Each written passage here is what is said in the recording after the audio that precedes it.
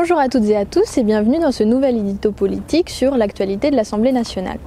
Cette semaine, je vous parle de notre niche parlementaire avec 6 propositions de loi que les députés insoumis et insoumises mettent à l'ordre du jour de l'Assemblée. 6 lois pour aborder des questions sociales, écologiques et d'intérêt général qui nous semblent particulièrement importantes.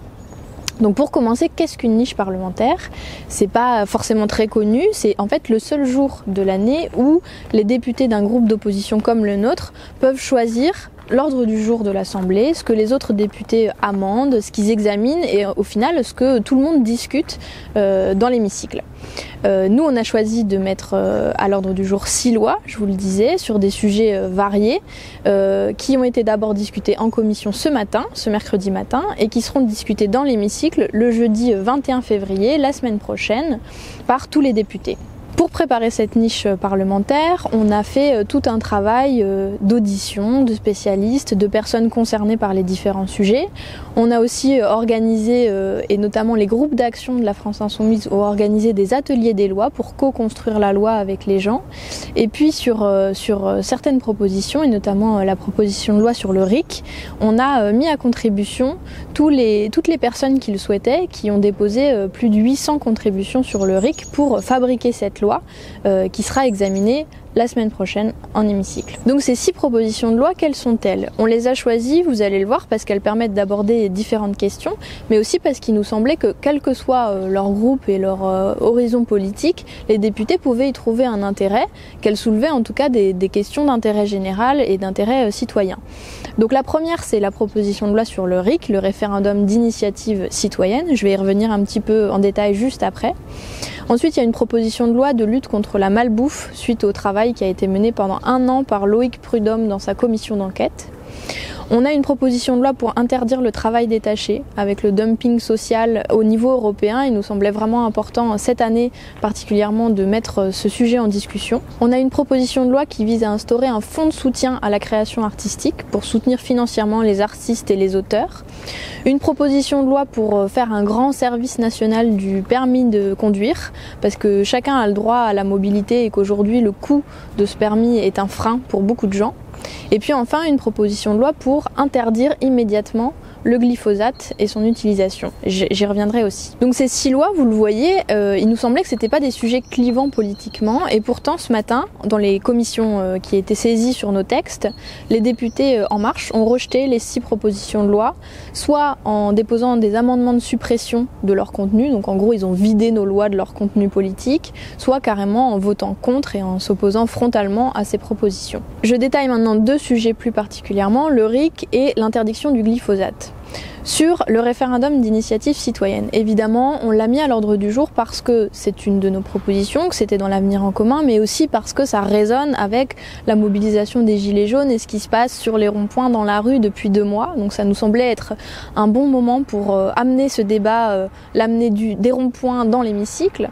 On a été assez surpris parce qu'on a recueilli vraiment une opposition catégorique par tous les bords politiques sur la base de 2 arguments que je vous explique maintenant. Le premier argument, c'est celui de l'instabilité politique.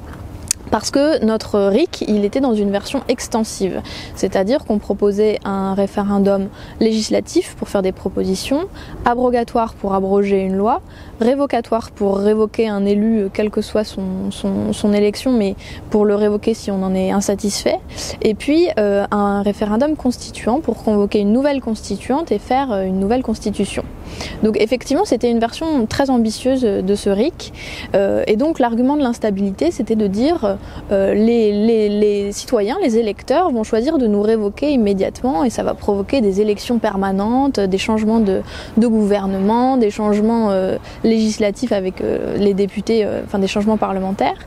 Et donc c'est vous dire à quel point ils ont peu confiance dans leur action politique, à quel point ils sont peu sûrs du fait de satisfaire en fait les exigences des gens qui les ont élus et de porter vraiment leurs revendications. Sinon, ils craindraient pas le peuple et cette façon de pouvoir révoquer un élu. Le deuxième argument qu'ils nous ont opposé, qui est là aussi, vous allez le voir, un peu surprenant, c'est celui des sujets qui pourraient être abordés par ces référendums, nous disant que plein de droits essentiels allaient être remis en cause par les gens, citant des exemples un peu caricaturaux comme la remise en place de la peine de mort, des choses comme ça. Et ça dénote là aussi, vous le voyez, l'image qu'ils ont des citoyennes, des citoyens et du peuple qui se prend en main son destin politique. En tout cas, nous on est évidemment persuadés que c'est pas ces sujets-là que les gens voudraient remettre à l'ordre du jour, mais bien des questions de justice sociale, des propositions pour essayer de diminuer les inégalités énormes de notre société.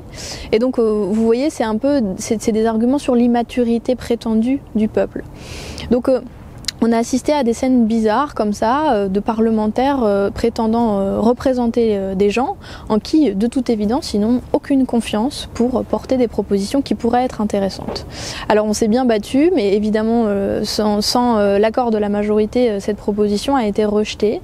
On mènera le combat la semaine prochaine dans l'hémicycle et je vous invite à suivre ces débats qui s'avèrent quand même extrêmement intéressants dans le contexte actuel.